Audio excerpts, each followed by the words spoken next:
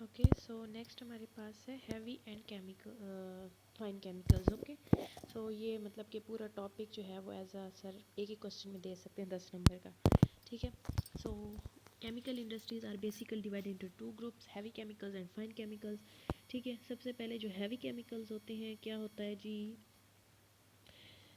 simple compounds from the locally available large amount of the raw material. Usually they are very large industries and the products manufactured are purified to the extent that they can be used as a raw material for other industries, or they are directly marketed as the consumer goods. ठीक है, तो इसको हम क्या कहते हैं, heavy chemicals. Fine chemicals क्या होते हैं, certain industry deal with the specialty chemicals and they are making small quantity of product having better quality, मतलब quantity बहुत small होती है लेकिन उनकी quality बहुत अच्छी होती है।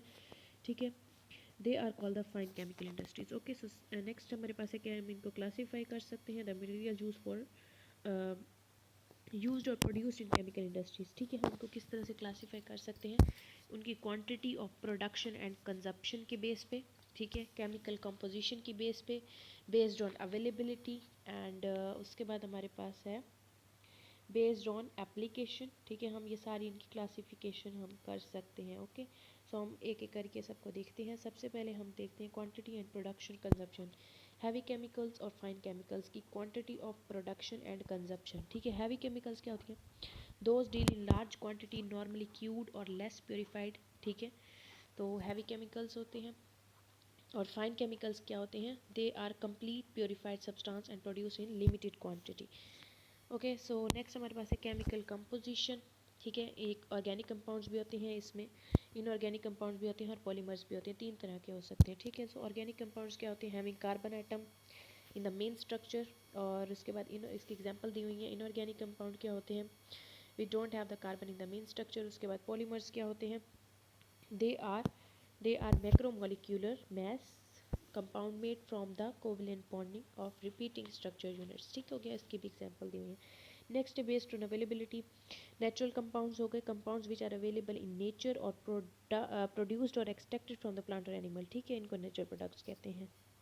ओके, नेचुरल प्रोडक्ट्स हो गए। उसके बाद हमारे पास सिंथेटिक प्रोडक्ट्स हैं जो कि मैन मेड होते हैं।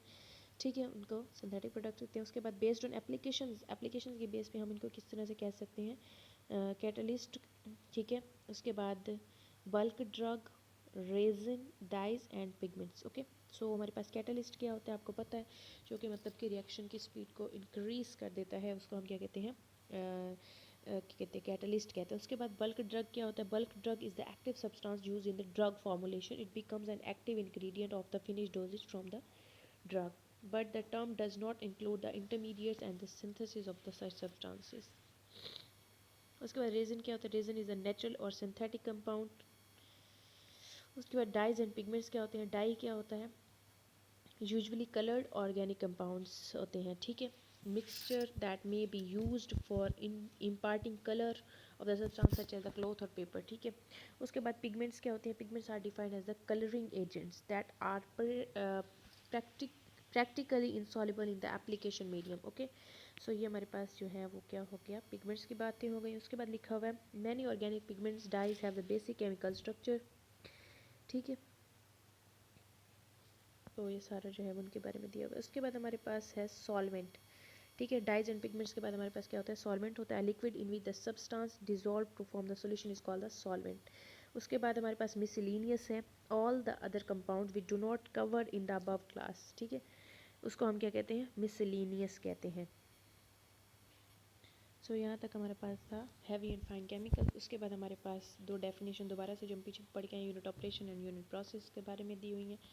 ठीक है, from the above discussion material which are used in the chemical industry can be classified. Okay, मतलब कि जो केमिकल इंडस्ट्री में जो प्रोसेस यूज़ होते हैं उनमें जो मतलब कि क्या यूज़ होते हैं, मटेरियल यूज़ होते हैं, उनको हम डिवाइड कर सकते हैं, जैसे कि raw material, intermediate, finished product, by product and waste. ठीक है, रॉ मटेरियल को पता है आपको, जो स्टार्टिंग मटेरियल होता है उसको रॉ मटेरियल कहते हैं। इंटरमीडिएट जो दरमियान में हमारे पास बनेगा, फिनिशिंग प्रोडक्ट जो लास्ट में बनेगा, और बाई प्रोडक्ट जो में ही बनेगा, साइड प्रोडक्ट। ठीक है, उसके बाद हमारे पास लास्ट में वेस्ट होगा। तो ये सारा हमारे पास वो मटेरियल्स हैं जो कि हमारे पास केमिकल प्रोसेस के दौरान बनते हैं, उनकी क्लासिफिकेशन बताई हुई थी। ओके, उसके बाद हमारे पास यूनिट ऑपरेशन का बताया हुआ, major physical changes occur with the which useful to the chemical industries are known as the unit operation. Okay, सब यूनिट ऑपरेशन क्या होते हैं, फ्लूइड फ्लो प्रोसेस हो गया, हीट ट्रांसफर प्रोसेस हो गया, ओके, मैस ट्रांसफर प्रोसेस हो गया, ये सारे हो गए। उसके बाद हमारे पास दिया हुआ है unit process, okay. So unit process क्या होता है, यूजफुल केमिकल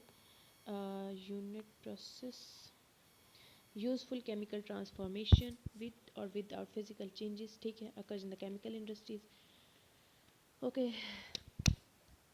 उसके बाद हमारे पास ये सारा जो है यूनिट प्रोसेस के बारे में दिया हुआ है, जिसे आप पढ़ लेंगे, and I think that's the end. उसके बाद हमारे पास सल्फ्यूरिक एसिड आएगा,